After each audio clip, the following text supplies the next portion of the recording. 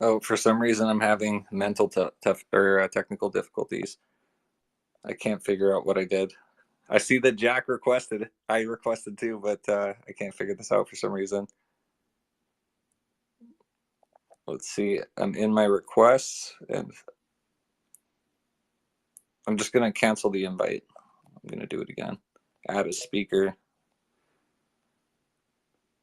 and then invite the co-host. There we go. Hey, how's it going, Jack?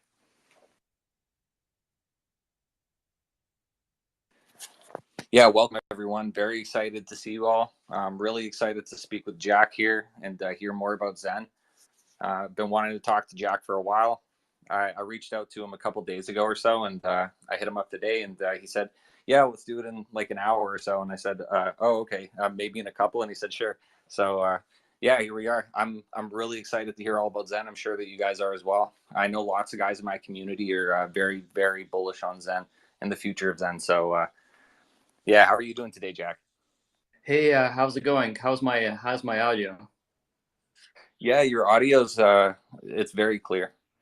Okay, great. Yeah, I'm trying a new microphone, so I want to make sure it's working properly. It looks like it is. Yeah, I'm just using my iPhone.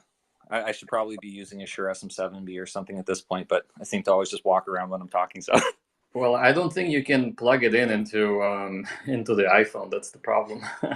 yeah, it's true. Yeah, yeah. So, how many people do we have so far today on the talks or spaces, rather? So far, oh my God, what did I just do? Oh, okay, I closed the shit. Sorry, I'm such a scrub when it comes to Twitter Spaces. I swear to God. I think that we have like 30 something. I can't tell. We have 41 people. 41. Excellent. Do you want to wait for a bit before we really get into it, or Yeah, yeah. We should wait. We should wait a bit, and just to make sure everything is good. I'm also rebroadcasting it to my Jack Levin's official YouTube. Yeah, awesome. If you guys want to go check it out there, also or otherwise, maybe you can put the link up in the chat here. Yeah, just give me a sec. Okay. Let's see. There we go. Share.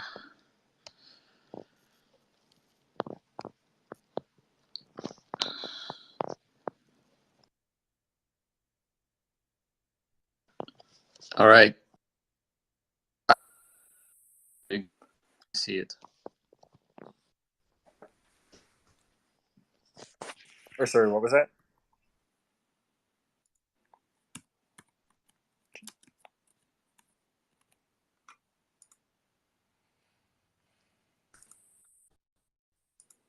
Oh yeah, I see it. It's live.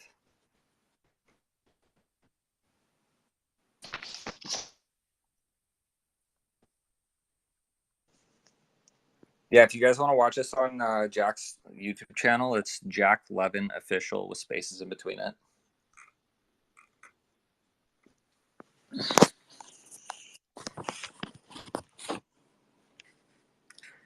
Yeah, So how's looks like everything is working.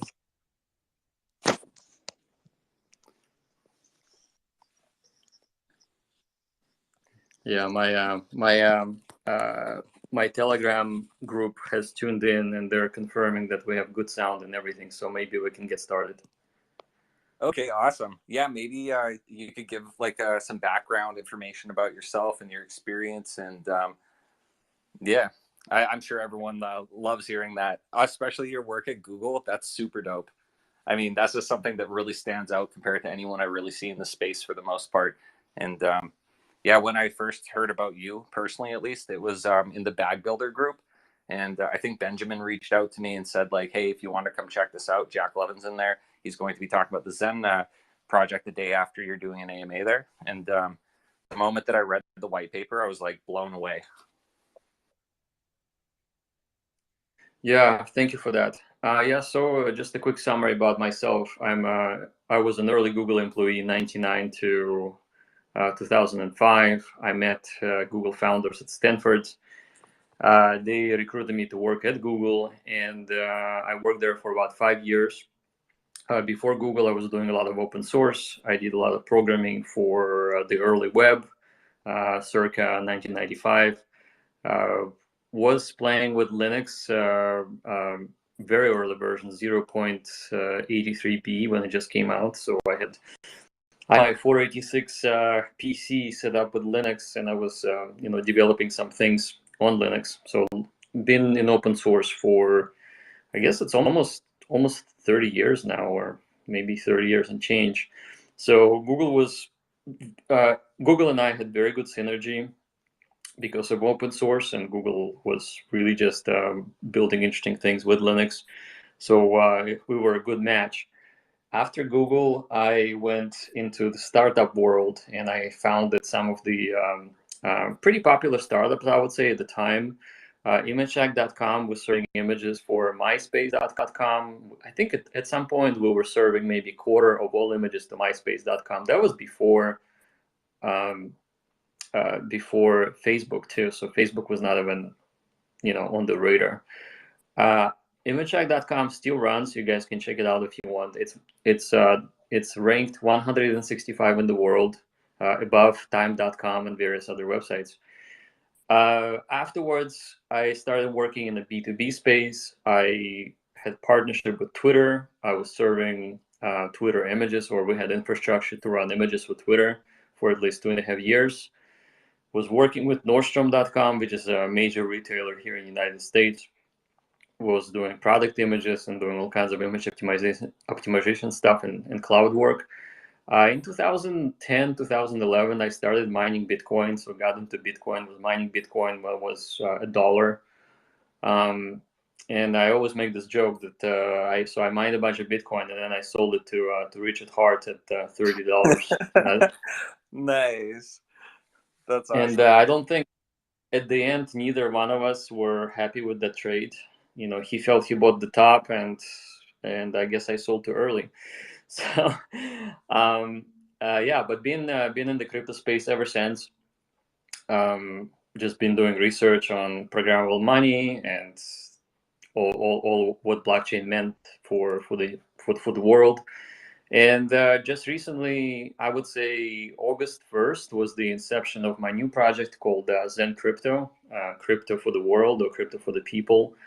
The lowest barrier to enter crypto, it's free. Anybody can get into it. We launched on October 8th after we passed an audit with Certec. We were very happy with the launch. We had over 20,000 people per second coming into the website. It almost crashed the website when we launched. Within seconds, we were blown away by the adoption, and within a week, the numbers that came in from the Google Analytics and various other metrics we were tracking, we were expecting to be at least a year, wait a year for the numbers we were saw in a week, which is just incredible in itself. Right now, we are on the Ethereum network. We're also on Polygon, Binance, BSC. We're on Avalanche and on Ethereum proof of work, the Ethereum network that forked and stayed proof of work. And yesterday we launched on Moonbeam, which is the Polkadot Ethereum branch of the Polkadot ecosystem. And we also have launched on EVMOS, which is the Cosmos ecosystem as well. And we're thinking to potentially launch on Phantom sometime soon too. So what makes Zen different is that obviously, besides being free, it's also omni-chain. It's running everywhere, and people can get into Zen very, very inexpensively. They can spend a couple of cents to mint Zen for themselves. Yeah, and I would say at this point we are close to 12 million addresses connected to the Zen protocol. And when I say addresses, I do not mean 12 million people, because people use multiple wallets, multiple addresses. So, but still, the number is pretty staggering. we were the first ones to make Ethereum deflationary. So once Ethereum merged, there was a lot less inflation in Ethereum to begin with, about 0.22% from 5%. When Zen protocol launched, we have burned at least 2 or 3 weeks of Ethereum and made it deflationary. You could actually see it on ultrasoundmoney.com. Visit that site; it's pretty cool. Um, yeah, so overall, just blown away by the crypto community acceptance and excitement uh, about Zen, and so can be happier. And the other one thing that or a few things that I wanted to mention is that our team had no allocation with Zen. We have nothing pre-minted. It started at zero value, and there was uh, no cap of any kind. So in other words, there was no Zen, and the community itself brought Zen into being, which is very similar to how Bitcoin was launched. So it is my hope and dream to obviously cannot replicate all of the conditions of Bitcoin, but be as close as possible to a Bitcoin launch, which I would call an immaculate inception, because we know that Satoshi came to be, somehow wrote the paper. There were maybe 200 miners playing around with Bitcoin code, and then Satoshi disappeared, leaving us this amazing technology of blockchain. Now we live in a different world, and obviously we need to adapt. And I feel like back then we didn't know what the Bitcoin or crypto was. Now we do. So Zen implements a lot of interesting features in it. Specifically, it has the ranking amplifier that rewards people for bringing their friends to mint together. And it does have difficulties similar to Bitcoin halving, with the exception that the difficulty increases about 1% every month daily, and it has a half-life of about 4 years. And what I mean by half-life, it means that in 4 years you would be minting about 50% less versus if you start today. And then obviously 2 years is the quarter life, which means that you will be making 25% less. And in about 8 years, there will be no more mint. I would say you would still make some Zen. You'll be able to mint it, but it's definitely going to be 99.9999% more difficult to produce it. So it mimics the Bitcoin difficulty, but it's just not as severe. Where with Bitcoin we have 4 years halving, here it's pretty much daily. And there's very other interesting things in it. There's an early adapter amplifier that gives you 10% if you join early. Let's see what else. I mean, basically, if you go to zen.network, you will be able to see all of the conditions. There's a global rank we call G rank that tells you how many wallets have been connected. Once you connect to the Zen protocol, you're going to be getting a C rank or crypto rank, and you will get more rewards if you invite people into to mint with you. So that's how the amplification works. So I hope that kind of describes it in a nutshell, and I'm sure there are more questions. Those people who want to dive deep, you guys should go to zen.network, scroll all the way to the bottom, look at the footer. There is a white paper or light paper, the way I call it, LinkedIn, and it describes the philosophy of Zen, what it stands for, as well as all of the tokenomics and financial mechanics that we have built in. Yeah, thank you so much. And yeah, it's super awesome. Honestly, the moment that I saw it, I thought this is, if it's not going to be one of the most highly adopted currencies in the world, it's going to be the most adopted currency in the world. And especially that you're launching it across all chains and that people can just mint it freely, just paying gas.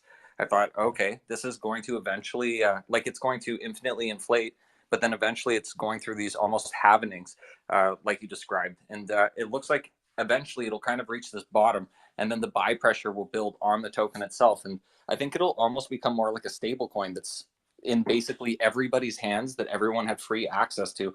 And it might even become like a stable coin, where instead of tokens being pegged to the dollar or to all of these other things, they're just pegged to Zen. And since they're on every single network, and you could just bridge from Zen to Zen through all of the networks, you could literally peg right off of it. And I'm like, this looks like the most ingenious cryptocurrency I've ever seen.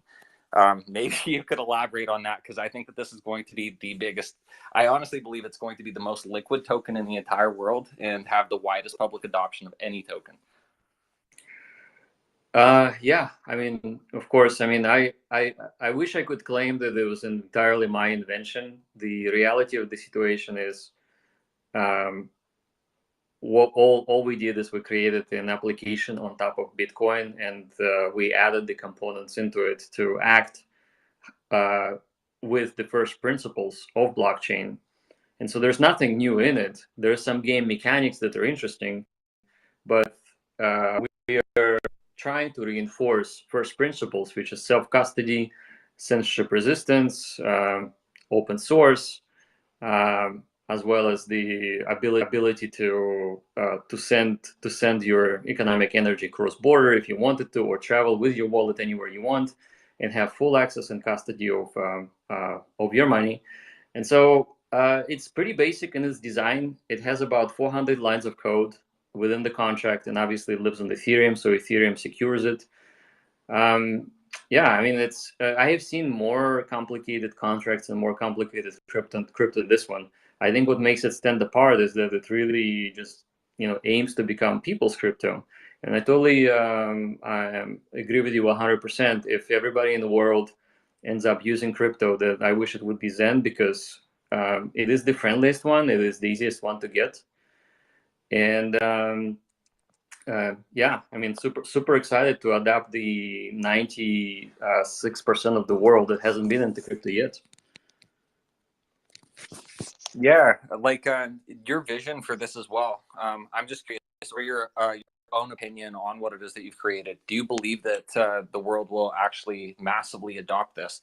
And also, even just bringing up CBDCs, like my personal opinion, at least, is the moment that the government begins to scrap fiat and introduce the general population to CBDCs, everyone will become a lot more familiarized with cryptocurrency as well. And I do think that when they realize that there are so many restrictions on CBDCs versus like DeFi currencies, I believe that a lot of people will also come over into the cryptocurrency space, and there will kind of be like these two coexisting worlds.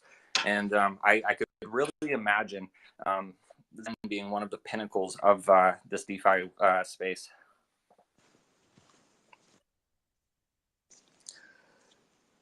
Yeah, I certainly hope so. I think what I'm trying to do is I'm trying or at least it is my vision to make Zen as close to the original vision of crypto can possibly be.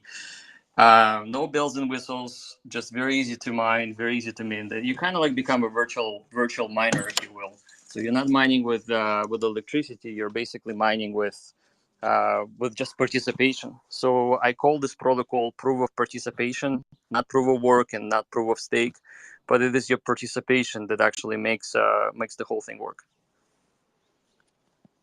And what led you to this idea, and have you had it for a while?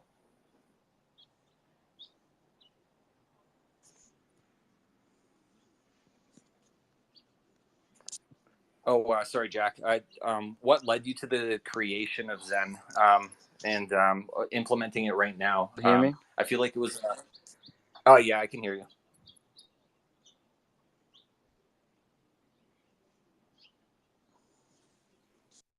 I think the mic out a bit. Oh, okay, I think it cut out a bit. Oh, I'm guessing it cut out when you went outside or something. Let's see. Here we go. As a speaker. Yeah, I'm back. My Wi-Fi has been glitchy. I think at about 5 p.m. Where I am, everybody turned on Netflix, and they're jamming my Wi-Fi. So I switched to 5G. Hopefully, this works better. Okay, yeah, absolutely. Yeah, personally, um, I did you end up getting to read our white paper at all from M87 by chance? I haven't. Maybe you can tell me more about it.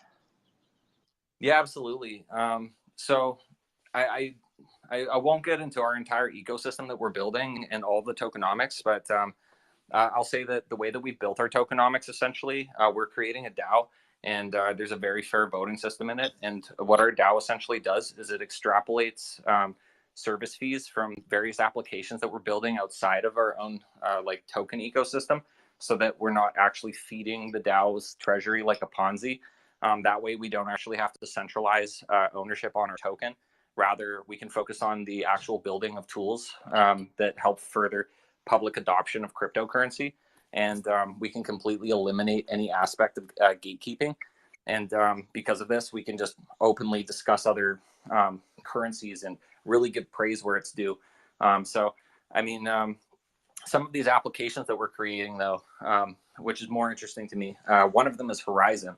Originally, we had launched two privacy applications, Black Hole and Horizon, and they essentially were like torn forks, and they had slightly cheaper fees, um, and they also had more token support, and they had just been freshly launched, and then the torn sanctions came in. And the moment that those sanctions came in, it was honestly a blessing in disguise, because I thought, well, how interesting. This protocol that is completely decentralized actually was just gripped by the hands of centralization within one fell swoop. And all of their investors, their token holders, and everyone was so heavily affected immediately. And even currently, in order to be able to pull out your currency, you need to basically dox yourself to the government in order for them to unfreeze your USDC. And I'm thinking, well, that's pretty weird for something that's fully decentralized. And so immediately I thought, well, why don't we just create this where we store transactional data in IPFS, and then we link it to a multisig, and we give a regulatory company that works international, or works with international governments, and we give them one of the multisigs. We have a multisig, and the user has a multisig, and then users are able to just transact freely and anonymously, and we can build the code from scratch rather than using any torn.base or torn.cache code as the base. And we can literally make it more functional so that you can send and receive anonymously. And we almost want to turn it into like the PayPal of crypto, where you can just incorporate the API into a chat, say, and just pay anonymously with Horizon. Or eventually, we also want to build a wallet and support all major token types, as well as other community token types. Or if a specific project wanted to, say, have their own pools, they would just be able to sign this up themselves and pay for it directly through the app, so that they could set themselves up on Horizon, where you would just be able to purchase directly from Uniswap or something of this nature, directly into your wallet, and all of your funds are always anonymized the moment that you bridge over fiat. And so I feel like this is a really it's going to be very cool, because we can essentially eliminate all of the negative association that's always been given to mixing technology. And everyone has always associated it with money laundering and scammers essentially evading, like money laundering and tax evasion. Whereas it's actually like the technology itself wasn't to blame. It was really there to provide privacy, and you need privacy. You don't want to go and pay for like a pizza somewhere, and the Domino's driver now has a gun in your mouth, and you're sitting in his trunk, and suddenly he's retiring, and you just lost all of your crypto because he can see on chain what you own. So, and you don't want your competitors seeing every single bit of revenue that you're generating, or any of this types of stuff. Marketing data that's really, it should be private. And so, like, we really imagine this in a social, or creating this in a socially responsible way, and in a way in which corporate money can actually touch it, because it would not be subject to the types of sanctions and government regulation that had really, like, basically destroyed Tornado Cash. So the only people who would ever be at an inherent risk of losing their privacy would be those who are involved in illicit actions or activities. So we would really, I think we're really interested in integrating Zen into that as well. I think it's going to be one of the most liquid tokens in the world, like I've said, and I think it's going to be highly traded, and having privacy on chain for Zen users, something that I'm very bullish on. Yeah, that sounds amazing. So I've been looking through your website just now. Are you guys have you guys launched yet, or is there anything to play with? We had the two originally launched, and then we pulled them down. I didn't want anyone to essentially lock up funds into the TVL of the pools, and that we would then have to leave these pools up and running, even if we were going to disable the deposit mechanic. So rather than people still utilizing the applications before we relaunch, and then the new application just assumes the name Horizon and and then launches with all of the functionality changes and entirely new coding. I figured it would be better if we just completely scrapped everything, launch it in its final state, and then from there we can really start driving growth to it and start marketing it. Because I think it's something that everyone can use. I can imagine even essentially you would even be able to utilize these tools in the CEX, and the moment that you on ramp your money, they immediately just go into anonymized pools, and CEXs would even be able to act as relayers and make massive amounts off of that as well. So I mean, it would be very beneficial for everyone all around, and I think that everyone in crypto really should have privacy. I don't believe though that it should come at the expense of innocent people, and so there's this huge disconnect, I think, between idealism and realism. And a lot of people get very stuck in the idea that, oh, well, you should not work with government at all. But in reality, these two worlds, they must coexist. And they're going to have to. Everyone who was arguing initially for Torn, and they're just forking its original code, they're all going to suffer at the exact same fate that Torn did. They're not doing anything different. They're just simply forking the code. And it was very easy to see what happened, especially when the Lazarus group came in, dumped in all of this money, and they were able to easily sanction them and basically affect all users. So we don't want to affect anyone. We want to create the product in such a way that the general public is safe, and that corporate money can feel as though, hey, we're not endorsing something where money or money is able to be laundered. If a government agency happens to substantiate enough evidence on a particular wallet or set of wallets, and they're able to go to a judge and obtain a warrant or a subpoena, and then come to us, sure, we can act as a multisig.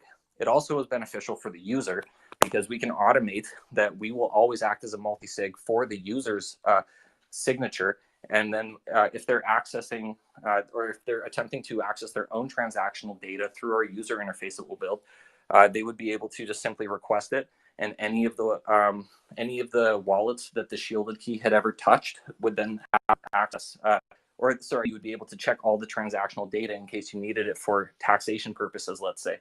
So I think I think that the technology is going to be much more beneficial, not just to the users this way, but to the general public, and it'll essentially mimic systems that already exist in the real world that you can do with fiat, such as when you're paying with a credit card or something of this nature. No one can actually see all of your personal data when you're doing this. I mean, blockchain is even more secure than that. So I think that really, in order to drive public adoption, we need to make sure that we're doing it in a socially responsible way. And we need to be able to replace the systems that already work with fiat and bring them to crypto. So. Okay, so just let's say that quick question that I have. Let's say that there's a new user coming into crypto. They use crypto for just a year. What is the message that you want to pass on to that new user in terms of why would they consider using your services at all?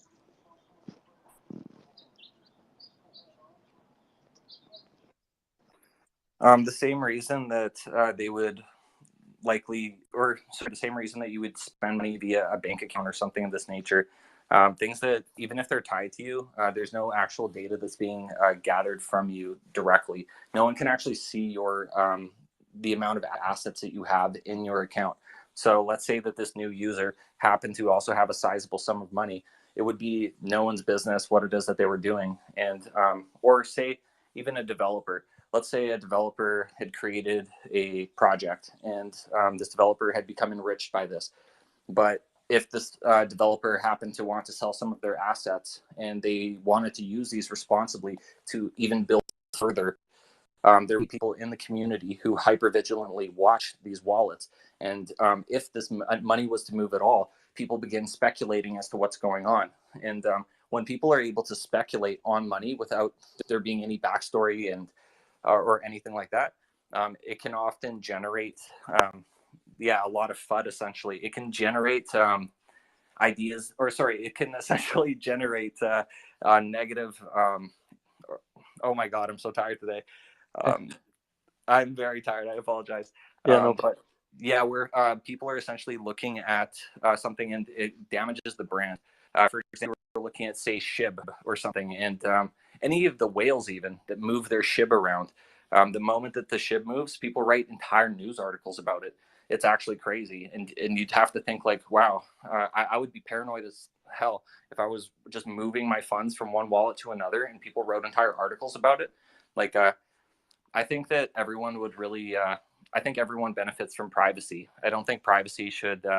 Um, I don't think people should have to give up their privacy at all times just in order to transact in blockchain. I think everyone should always have it, and I think that in order to even be physically safe, you would want to have that, especially as the world adopts more crypto. So you asked if, or with new users, I would say that very shortly, or in the very short upcoming future, I think that retailers in the real world will start accepting cryptocurrencies and digital currencies.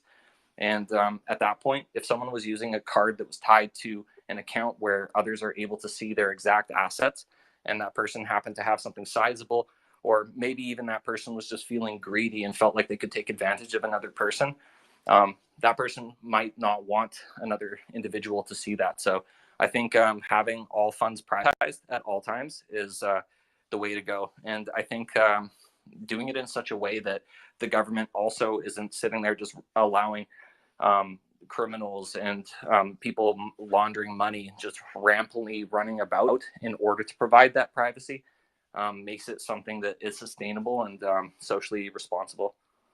I see. So, in a nutshell, what you're doing is, besides having a private wallet, you're providing a private pool of money, um, with full access, uh, of a person who does have, who has deposited the money. Correct? Is that? Yeah, correct. Like, so a user would be able to deposit their funds in randomized amounts and then also withdraw them in randomized amounts. They could also receive them in randomized amounts from someone else. And I can't get into the details on that yet, but just because it's not launched yet. But essentially, we're coding something in such a way that someone would be able to receive them, and the person sending it wouldn't even be able to see what it is that that individual owns, and it would be going into those pools that are highly anonymized with everyone else's total value locked. I see. Makes sense. And do you offer any sort of yield or any sort of benefit for holding the funds in the? We originally we would have in the black hole application. We're not doing it in this one just because of how the pools work. Tornova, it didn't either on the randomized amounts, uh, but essentially what we're funding out of it, the service fees, which is 0.4%. We're funding the relayer. We're doing a buy and burn on our own token, and we're also funding the treasury of the Virgo DAO on Ethereum, as well as the Estrella DAO on Pulse Chain. Okay, makes sense. Makes sense. Yeah, sounds like a very very interesting project, and definitely I think Tornado Cash is giving an opening to potentially develop something that serve the public. So yeah, good idea. Yeah, we're launching an escrow as well, like an OTC almost or we're doing the public beta on Monday, and that's going to launch very shortly after. That one's called Open Hatch. And then once we launch Horizon, we're after that going to integrate Horizon directly into Open Hatch so that any transacting or over-the-counter trades that you're doing, or even if you wanted to purchase something in real life but utilize crypto and essentially escrow it through the application, you would be able to do so. That's amazing. Okay, that sounds great. Okay, well, that's a very, very good overview, and I'm glad I learned about it because I didn't even know you guys exist. So, just one last question: which one of you is the astronomy buff? The astronomy buff. Oh, are you talking about Estrella or Virgo? Well, all of those names are like related to astronomy, and like Messier is the isn't it like a famous astronomer or Yeah, something? absolutely. Yeah, absolutely. Charles Messier. Actually, you know what? I'll give you a little rundown of our ecosystem. I didn't give it. I'm just extremely tired today, and I apologize. I'm very humbled that you wanted to hop on and that you provided the time for me. I'm just extremely tired, so but I'll do my best. Essentially, so the way that it works is we're extrapolating fees from the various applications and products that we're creating. They fund the Virgo or the Estrella DAO. Essentially, out of all of those, or sorry, your M87 tokens are able to be staked directly in the DAO to earn passive yield, or they can be utilized to bid on a unique collection of 110 NFTs. If you win one of the auctions on an NFT, your tokens will essentially, on all technicality levels, will be switched for or swapped for two separate staking token types, which will then be wrapped into an immutable smart contract and bound to the NFT permanently. At this point, you'll gain yield from two separate pools. Based on the quantity of tokens that you stake in the DAO or you have wrapped up in the NFT, will determine whether or not you're someone who is able to create proposals or someone who is able to vote on proposals. The top 87 staked wallets, or sorry, staked positions will be known as the Poehi, which means the embellished dark source of unending creation, and the rest of the voting class is known as the Halo. We've built in a failsafe that if any of the Poehi become inactive, aka if they don't act as a multi-sig on one of the proposals in 87-day period of time, they will be rendered as dark matter. Once they become dark matter, they will still not be able to vote, and the top 88th positioned wallet will then bump up into into the top 87, at which point they will become Poehi. And we did this to make sure that the protocol can operate in perpetuity. Now, let's say one of the Poehi creates a proposal. The way proposals work is that they can either be for 8.7 ETH, 17.4 ETH, or any amount of any alt token type sitting in the DAO. And they will then market by a specific token as proposed within the proposal. Now, we'll just use the lowest denomination. So 8.7 ETH. Let's say we're buying Hex. A proposal's thrown up for 8.7 ETH to buy Hex. The Halo then votes on it. There's only one vote per wallet, unlike other DAOs where you see that you get one vote per token that you own, which wouldn't make any sense in a democracy, because then suddenly the richer class are able to basically outbody every other person voting. So we wanted to create a very fair system. How can we incentivize that they actually consolidate all of their stakes into one single stake? Well, we've added a linear bonding curve to the pools. This assures that you're not just being paid yield based off of your share of the pool, but you're being paid yield based off of your share in respect to all other stakers within that pool. Now, all of the token holders, they gain yield from pool 1. The NFT holders gain yield from pool 1 and 2. Now, let's say, when the voters are voting, all votes are blind. No one will know what the outcome is until it is passed. And we wanted to make sure that, we did this to make sure that others would not be able to game the system and preemptively purchase a token that there might be some hype given towards, or if it was a low market cap coin, that they could preemptively buy it because they knew that it was succeeding, and then they could dump it the moment it was purchased. Now, all of this is going to be ran solely by immutable smart contracts. There will be no middlemen touching any funds at any point of any process. Now, the proposal passes. 8.7 ETH market buys Hex, let's say. It'll then distribute 12.13% to pool 1, and then 0.87% to pool 2, and the other 87% of the tokens will be stored in the treasury for the duration of a cycle. A cycle consists of 87 proposals having been successfully passed. Now, the breakdown between these two pools, essentially in this, or as to the distribution, is that 93.31% of all distributed rewards are going to pool 1, which every staker, including the NFT holders, gain yield from, and 6.69% are exclusively going to an undilutable pool of 110 NFT holders, in addition to their regular yield. Now, let's say that this happens 87 times in a row, and we're using the lowest denominator, 8.7 ETH, and we'll pretend that no one passed any single proposals for 17.4 ETH. At the end of the cycle, we're creating a smart contract that we've named Supernova. It will take every single alt token type that was stored in the DAO for the duration of the cycle. It will then distribute another 12.13% to It's going to dark list every single wallet that was staked throughout every proposal. All NFTs will always be staked and thus will always be dark listed. This smart contract will take all these alt token types, distribute another 12.13% to the dark pool one, 0.87% the dark listed pool two, and then market sell the remaining 87% back into ETH. Of the newly acquired ETH, it will then distribute another 12.13% to the dark listed pool one and another 0.87% to the dark listed pool two, and then deposit the other 87% of the ETH back into the treasury. Now we have a buy and burn in the treasury. Any tokens in the form of ETH that surpass 87 will perform a buy and burn on the M87 token.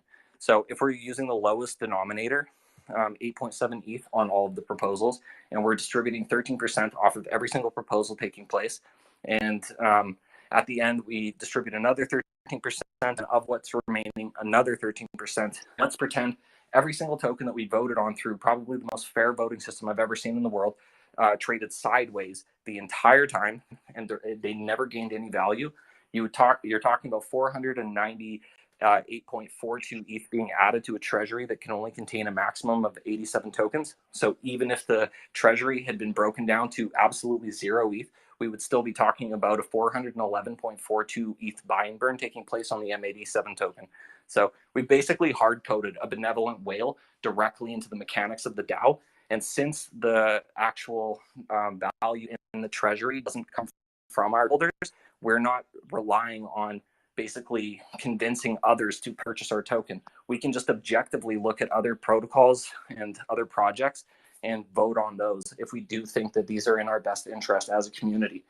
And so we really like it just because we don't have to gatekeep anyone. We can literally bring anyone over to talk about their tokens, and we don't have to force centralization on our token at all. All the marketing isn't really going to go towards our tokenomics. It's all going to go towards the actual products. And as long as these products are actually solving real world issues and help further the DeFi space, that's really all we're interested in. So. Okay, that's benevolent whale. Sounds very interesting. And clearly you guys put a lot of thought into it. So what do you think in terms of how you guys thought of using Zen in your protocol? Just curious about your ideas. Yeah, I can tell you personally, I've been minting tons of Zen. I think that in the long run, Zen is going to be utilized by basically everybody. I think that lots of people don't really see what it is yet. And I can tell by their comments. The moment that I looked at it, honestly, it just really made sense. Like, hey, this is a currency that every single person is going to have. And they might not understand it right now. But in maybe 4 or 5 years, this is going to be sitting in everyone's wallet. And it's going to be one of the most transactable currencies in the entire world. I think that every single one of the people in my community, especially, I think they should all be minting Zen. I think they should all own Zen. I think it's a no-brainer. I feel like people are going to be very surprised if they fade on this for too long, and that there's tons of value to be gained from minting it right now, and even in the future. I believe the rate goes down to about 10 tokens per day or so eventually after 3,000 days. It's difficult to estimate because the amplification rank is different every day. But what it is that it's 1% every month, and it's compounding, so it's accelerating a little bit, and it's basically 3,000 days. After 3,000 days, it settles to 1. And then it becomes perpetually difficult to mint more Zen. However, you will be able to stake it for about 2%. Right now, you can stake it for 20% because it's early, and you can stake it 1,000 days, so you can lock in that rate. But after about 8 years, actually after about 4 years, it becomes 2% or so. So it's been almost 45 minutes. Maybe we should open the spaces for some questions. What do you think? Yeah, absolutely. And I'm really tired today. My plan was actually once you said actually no, let's do it today. I thought, well, I better not talk at all because I'm very sleepy. So yeah, let's get some guys up here asking questions. Well, you did a good job at describing everything. So, and I'm glad we have it recorded so we can go over it and study it some more, or at least people will be able to do that. Okay, guys, if anybody has any questions about Zen or M87, please send us an emoji, and we'll give you the mic.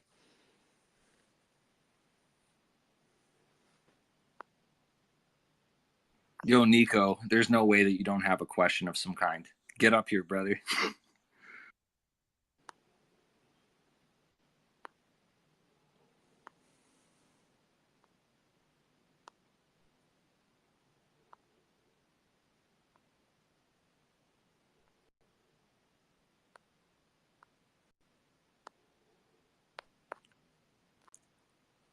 Okay, we got a couple of requests. Let's get them the mics. Yeah, what's up, guys? Can you hear me? Yeah, the crypto eye. Go ahead. Yeah, thanks.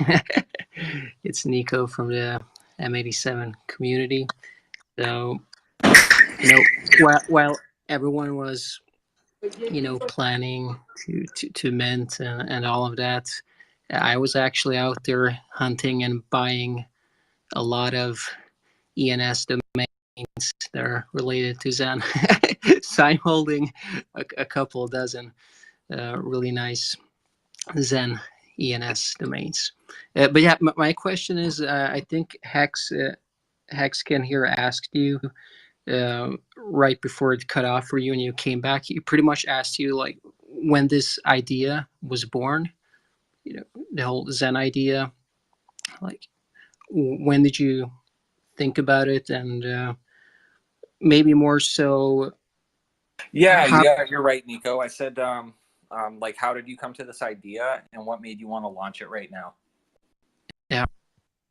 Well, it's a new idea actually. So, of course, I've been thinking about blockchain and crypto for about 10 years, but this idea was relatively new. It was conceived just at the end of July, and it's really based on the fact that most of the tokens that have been launching so far on Ethereum just do not follow the first principles of crypto.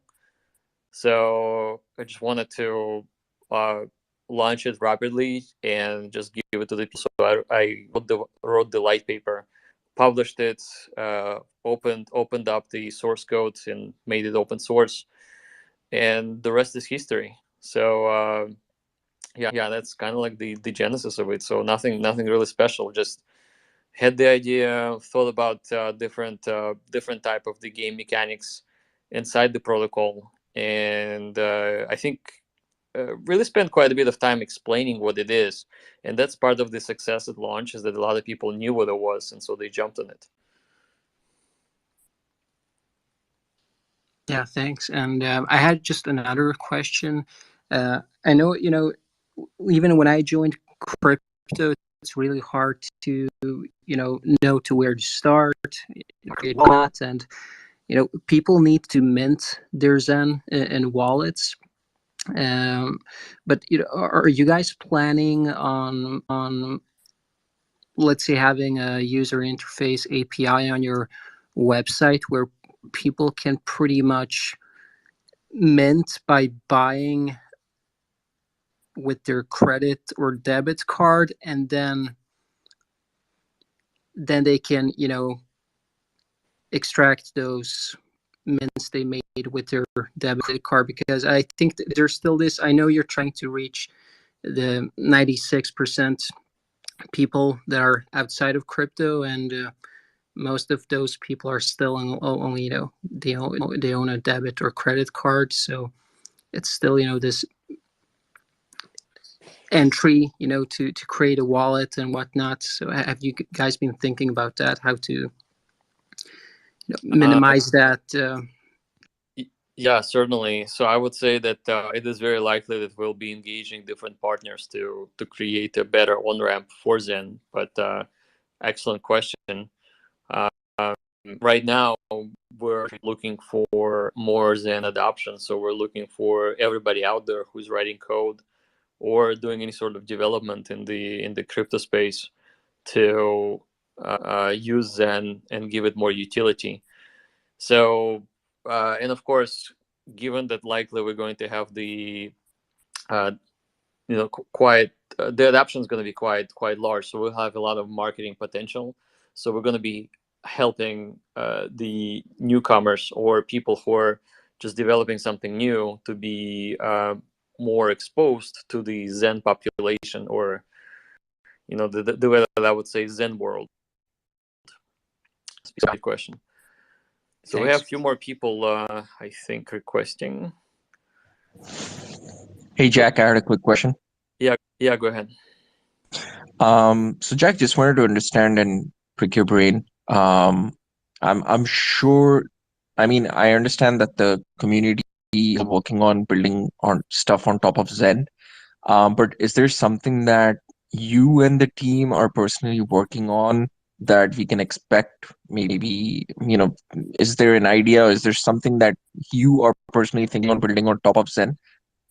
We're working on few things that are too early to announce, but right now we're mostly working on getting the interface better, so the web app should work better. So given that people are minting Zen with multiple wallets, we want those wallets to be easier represented, so that you can come back to the web app and immediately see what's coming up.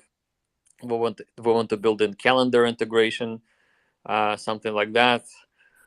We want to build a directory or an ecosystem that will list all of the players out there that are using Zen one way or the other. So very similarly to how blockchain ecosystems like Phantom, for example, has a directory of all applications out there that you can use on Phantom. Zen obviously is not a blockchain, but if it is, becomes the over-encompassing social connecting crypto out there, then we definitely need to have a good directory that gives people a chance to see what they can do with their Zen. Yeah, I agree. And second question I have is, obviously you've been in Silicon Valley for, you're a legend and a technologist from that perspective. You've been with Google. Google recently announced that, it's partnering up with Coinbase for accepting cryptocurrencies for their cloud payments. So just curious, I mean, are you still connected with the executives back in Google? Have you had any word with them? Are you planning to have any word with them, introduce the idea of Zen, especially now that it's, the Metcalfe's law is in full effect, right? And bull run hairs, we can only imagine where Zen could go. So do you have that as part of your agenda to reconnect with those executives and people in the Silicon Valley and take this to the next level from a marketing standpoint as well? You know what I mean? Yeah, well, I am connected with them right now, so I know a lot of people who are still at Google. We haven't engaged in any way or shape in terms of business relationships, but I have a lot of friends that are still there. So, I mean, obviously Google is huge. So I know a lot of ex-Googlers too, people who used to work at Google on my team or outside of my team, but I just normally, and they know of me. There's also a group of ex-Googlers. I think it's like 40,000, maybe 50. I forget. It's either like 20,000 or 40,000 people out there who are building startups after they left Google. So I'm connected to that group as well. All right, that's great to hear. And just to let you know, I got my 4-year-old and 5-year-old to mint, so that's their first crypto experience, and I think that's really the foundation of, and I think the intention that you created from. So 10 years from now, I guess my kids can go back and say that, yeah, our first exposure to crypto was when they were 5 years old. So fantastic, man. Jack, appreciate all the great work you're doing. Looking forward to a bright future on this. Awesome. Thank you for your questions. Thank you. Hi, Jack. Hello. Hey, Jack, congratulations for the project. We were very excited, and we're into the game. I already minted like a lot of wallets, and I was wondering, I have a question about the non-claimed tokens. I suspect that in 1 year from now, there will be a lot of people that will not afford to claim that, mostly because now the gas prices are very low, and a year from now we expect the gas prices to be maybe 5x, 10x, and since there are a lot of people now that are minting, and most of them don't have like a huge capital, I suspect that they will not have enough capital to claim their tokens. So that percentage will be like very big, in my opinion. So I think it's important we have some tracking of that number. And my question is, are you like planning to do that number trackable? I'm not really sure what you mean by the number trackable, but I think your assumption of people unable to claim is incorrect. Claiming their tokens is extremely inexpensive. It's literally half the price of the mint.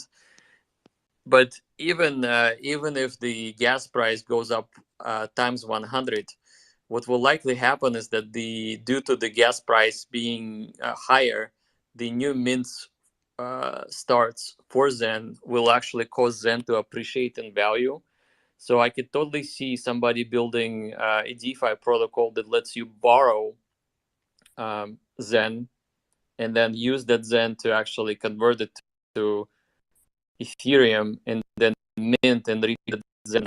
So you can have a flash loan where you could borrow and then repay within the same block, and you get your Zen. And you just immediately sell off the Zen that you borrowed to mint, if you know what I mean. So like very rapid loan that you pay back within seconds. Yeah, that makes sense. And I also just realized that you can also sell like a few. You can also claim few wallets and with Ethereum to claim the other ones and the other ones until you claim all of them. So yeah, that makes sense. Yeah, thank you so much. Yeah, of course.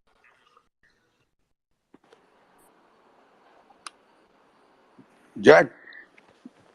Go ahead, please. Yeah, well, thanks. Actually, I mean, this is a kind of revolutionary project. What I have seen, my 10-year-old had minted almost 5 wallets, and it is about great. Actually, I have a great question.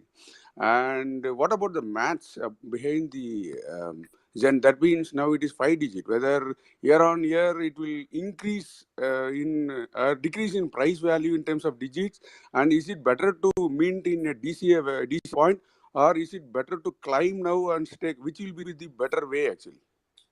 So I think the question was whether it's good to whether the price will decline year on year, is it better to mint in a DCA way or to climb yearly and stake, which will be the better mathematics? I think it's best to specify your mint in days for as long as possible, because that's how you can get the most Zen. So staking is nice, but it's mostly for people that mint it rapidly without spending much many days to wait at all. So that's kind of like a bonus to them. But I would say that the best strategy is just to mint for the longest time possible and then stake. I agree with you. My question is whether DCA and minting in in 30 days manner, or yearly claiming or staking, which will be better, or whether the price will decline to further digits or it will increase. The price, I have no idea what will happen to the price. It's up to the people to push the price around. So I cannot tell. But longer is better. Thank you for your question. So George, go ahead. You have your hand up. Go ahead and speak. Hi there. Yes, thank you. So I'm reading through the light paper and the burn mechanism. So that there is a burn mechanism that's in the contract. I came in a bit late, so I apologize if you've already covered this. But I just want to get a little bit better idea of because it's the delayed claiming tax. Once that increases to like 99%, are those the tokens that are going to be burned and then redistributed to the stakers? Or I guess how is that burning mechanism exactly going to work? So we have a piece of code in the contract that allows another contract to burn tokens. It has nothing to do with the redistribution of any kind. All that means is that someone could build another contract that connects to our contract over an interface, and allows the Zen holder to burn all of their Zen or partial or a little bit, doesn't matter what the number is, but the burn reduces the supply, and then the new contract can actually issue NFT and call it proof of burn or something like that, or maybe even issue a new coin that is an equivalent of let's say 1,000 Zen burned or something like that. So it has nothing to do with redistribution of any kind. Okay. Okay. Now that's the proof of burn section. Now there is penalties. That is people sometimes confuse with burning function. When you do not claim your Zen on time, it just doesn't get minted. So you have 7 days to mint your Zen, and the first day you're late, you have a 1% penalty. The second day is 3%, then it's 7%, then it's 14%, then it doubles to 35, and then 17, then it's 99. So there's no burn; it just doesn't get minted at all. So it doesn't exist before you mint, and if you're not there to mint it, then it just will never gonna mint. So it has nothing to do with burn.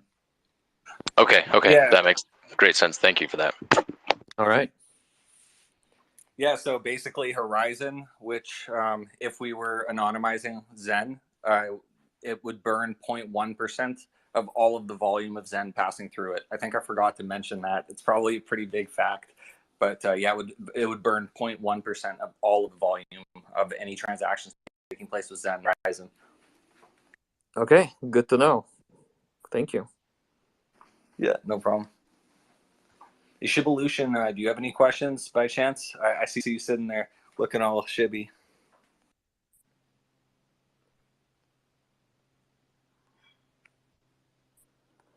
Yeah, Shivolution's a good guy. He's on a development team for a metaverse project that we partnered with called Shibaverse. Nice. They're very interesting. Yeah, they're very cool. So rather than basically trying to develop a metaverse that was available on very, very high-end tech only, I basically wanted to make sure that it would be photorealistic, but yet accessible on almost every single device, including handheld. They wanted to make sure that their metaverse was basically available to everyone.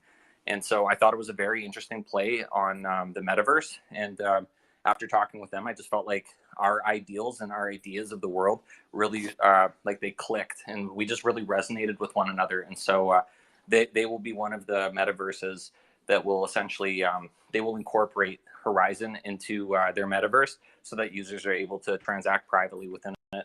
So I don't know if hop here at all, Shivolution, or if you have any questions for Jack or anything, but yeah, he's also a great guy, and their project's really interesting.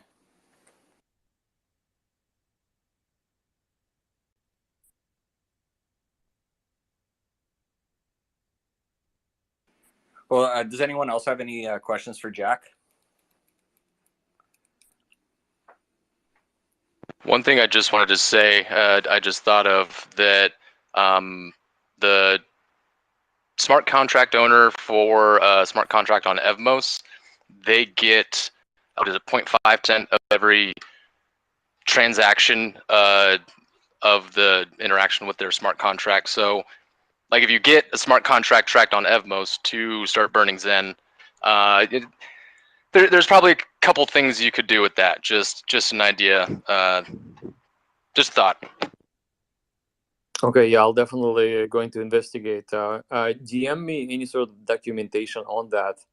We'll definitely want to take a look at it. So you're saying if we do a burn, how does it affect the ETH mass at all? So if you have I'll find the documentation so I can put it a bit more concisely and coherently, because it's my understanding is, like, if you have a smart contract and you deploy that smart contract, like as the owner, you'll get any transaction that's done with that, you get 0.5% of the, or 0.05%, I'm not sure the exact, but that the Evmos team, they tweeted about it a couple weeks ago. I'll find the tweet and specific documentation, because the Evmos team is the same team that they created Tendermint and all that back 2015, 2016, I think it was. So yeah, of course. Okay, yeah, just send me. I just DM'd you so that to make sure that we're connected, and I'm following you too. So let me know if you find it. Cool. Yeah. Totally random question. Do you know perchance a Mark David Peterson? He's I guess in the Ruby coding language, but he's, I don't know, just kind of a random if not. Don't know him, but Okay. I know many people, so maybe it's in a dusty folder in my mind somewhere. That he's he rolls with Lance Lessig. I know those guys. Oh, okay, cool. But yeah, I'll get a message sent to you. Thank you for your time and taking my question. All right, of course. All right, guys. So it's almost been an hour. So let's take maybe 2 more questions and call it a day. Hey, Jack, how's it going? How's it going, Denizen? What's happening? So we're releasing on all these chains at breakneck speeds. Are we going to keep up the pace? We're gonna run out of chains soon. So Tell me about it.